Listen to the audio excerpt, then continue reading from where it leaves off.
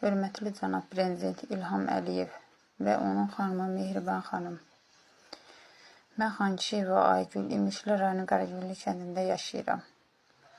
Övladım Xankişiyev Rasim 26 dekabr 2023-cü il tarixində özümüzə məxsus olan pay torpaqlarımızda heyvanlarımızı otararkən naməlum şəkildə itkin düşmüşdür.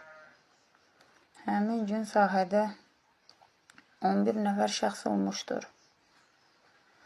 Bununla bağlı İmişli rayonu prokuroru Vali Səmədov işə ciddi yanaşmayıb. Sizdən bir ana kimi xahiş edirəm.